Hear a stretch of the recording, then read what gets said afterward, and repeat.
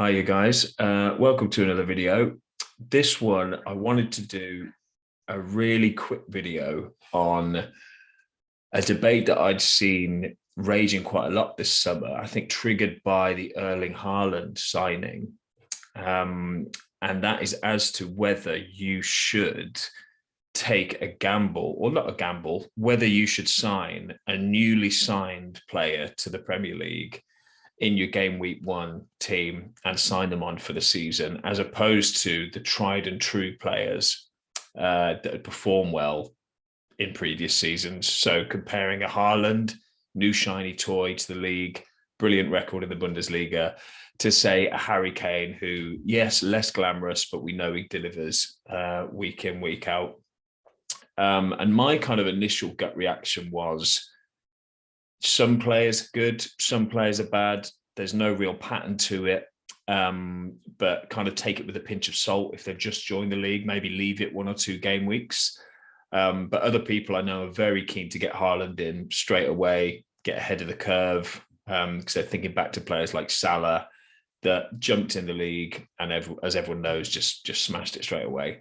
So what I thought I'd do is take a look at the data from the past 5 seasons and take a look at the top 5 most expensive signings on each summer window, and then how they then performed in the subsequent season, so in their debut season after being signed. As I think that will then tell us, okay, is it a good idea to bring in this great massive signing? Because we've got no data of how they've done in the Premier League before, but they're a shiny new toy. They're playing for Man City, whoever. Surely they're going to be good. So let's take a look. We'll go back 2021, back to 2017, and we'll just take a look at each of the most expensive signings that window and how they then performed. So straight away, 2021, I think famously, this last season, the 3 big signings, Grealish, Lukaku, and Sancho, did not have good years, certainly not from an FPL perspective. I know Grealish, you can debate, did he have a good season, did he not? But Lukaku and Sancho, not great at all. So Grealish got 86 points for the season, Lukaku, 87, Sancho, 91. And then the next 2 most expensive signings were White at 107 and Romero, who got 63 points. So I think Ben White and Romero actually weren't too bad. I was surprised to see how little Romero got, but that's because he was quite injured. So 2021, gleaning from that data, it's an average of 86 points per newly signed expensive player. Not looking good, I would say, for the new signings. Now, in terms of what is a good FPL score for the season, it's broadly agreed that 200 points plus is like a stunning one. So a really, really good season. I'd say anything above 150 points is a good season. It's what you would want from an expensive new signing, which these players are that we're looking at.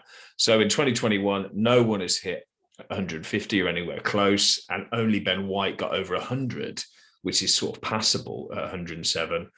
But that's 2021. So let's roll it back. That's just one little slice of data. Let's roll it back to 2020. And who were the big 5 signings here? So we've got Havertz, Chelsea, Diaz, City, Timo Werner, Ben Chilwell, and Partey. So very Chelsea heavy in 2020. That was before all the carnage with Abramovich, of course. But how did they get on? So Kai Havertz got 91 points, didn't even make 100 points. So again, famously was a bit disappointing when he first signed. Ruben Diaz at Man City got 142 points. So that's decent, especially for a defender. It's not over that 150 mark, but it's still very good. And we all know how good Diaz is. So I'd say that's been a successful signing. Timo Werner, it's ridiculed since he joined, really. He got 128 points, so not the worst we've seen, but again, it's not hitting that 150 mark. I think I brought Timo in game week 1 because a lot of other players did as well. A lot of other managers did as well. And he was just a big disappointment, wasn't he, really? Ben Chilwell, I love Chilwell. He's great. He got 139 in his first season for Chelsea.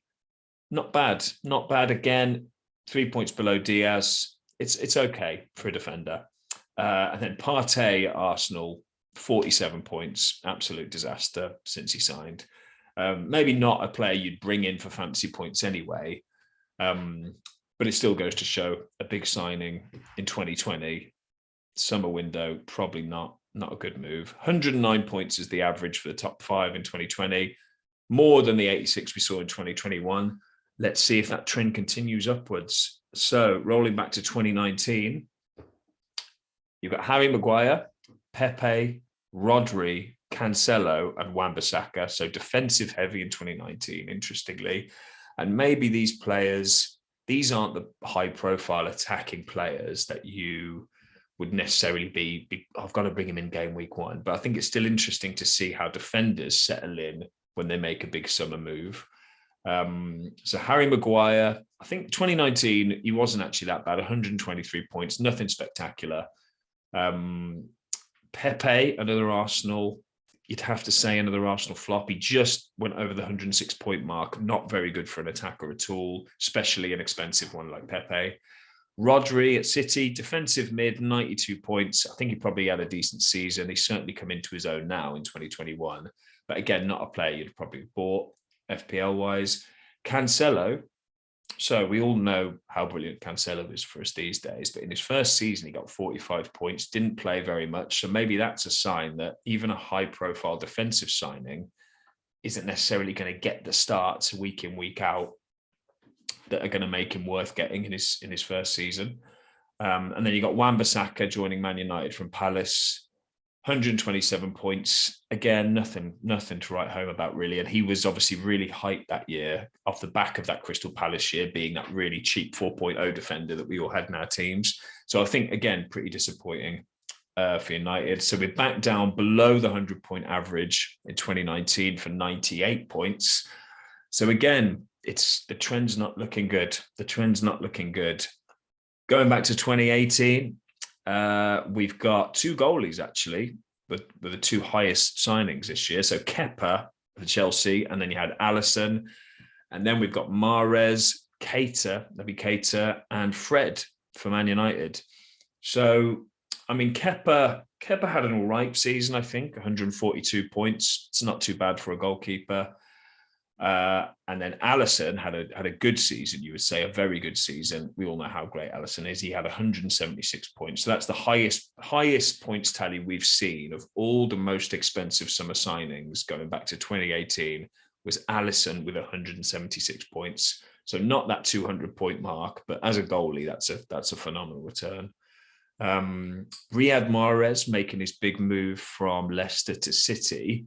Again, a massively hyped player, did amazingly for us the year before when Leicester won the league, but 102 points for City. That's a big signing, and he got 102 points. Many people would have whacked him in their team, as they did with Grealish this year, and I think only to be disappointed with another City outing. Naby Keita, I don't think we'd have signed him for FPL anyway, but 67 points. And Fred, a weird one, Fred. I kind of don't remember when Man U signed him, even though it was for 50 million. And he's just not very good, is he? 40 points, the lowest of the lot so far. And then finally, going back to 2017, he had Lukaku popping up again. So this is when he moved to Man United. Benjamin Mendy, less said about him, the better. Kyle Walker to City. Lacazette to Arsenal and Bernardo Silva to City were the 5 most expensive signings. Looking at it, Lukaku got 162 points for Man United in a season where he got a bit derided really for his performances, but it was head and shoulders above this year's performance, over almost double the fantasy points as well for Man U. And I remember being okay. He was okay. He was okay as he was quite expensive, but he did okay for Man United that year, I think. 162 points. It's above the 150 mark. Not bad. Benjamin Mendy, we won't mention, he got 20 points, didn't appear much anyway. Kyle Walker, 138 points for City for a defender. Again, that's not too bad. Not too bad, but he would have cost quite a lot as well. And then Lacazette to Arsenal was a high-profile signing at the time. 138 points as well, same as Kyle Walker. Not amazing for a striker, for an expensive striker. And then Bernardo Silva to City got 112 points. So again, it's a real trend with those Man City mid. If they make a high-profile attacking mid signing, the data is showing avoid them. So there it is. So the average for the top 5 summer signings, most expensive signings in each summer window for the past 5 years, is the overall average, I've got it here somewhere, is 103 points. So that is 25 of the most expensive summer signings. The average FPL score they get is 103 points. And these are going to be expensively priced FPL players. And they're just, that alone tells me points for the season wise, it isn't worth it. It isn't worth it to me. I think the highest average was 109 in 2020. And then the lowest being 86, which was last year, which was 2021. So Grealish, Lukaku, Sancho and co really not delivering. So what is this? So what are some takeaways here? So none of the signings got over 200 points, which is really the gold standard, and really what I think a lot of these clubs will be expecting from these big signings. They just haven't delivered. Only 2 out of the 25 players from the past 5 seasons got over 150 points. So you might think, well, 200's, that's gold standard, that's Salah, Son levels, but only 2 of the 25 got over 150 points. And as we said, one of them was a goalie in Alisson. The other being Lukaku for United in 2017. So it's not just they're not performing to stellar levels, they're not even very good levels. They're not even decent. So yeah, I thought that was interesting. I was really surprised by these results. And then just to round that off, 11 out of these 25 players scored under 100 points. So not even good, not even mediocre, but actually actively bad from an FPL standpoint. Almost half of them would have caused severe damage to your teams if you'd kept them in.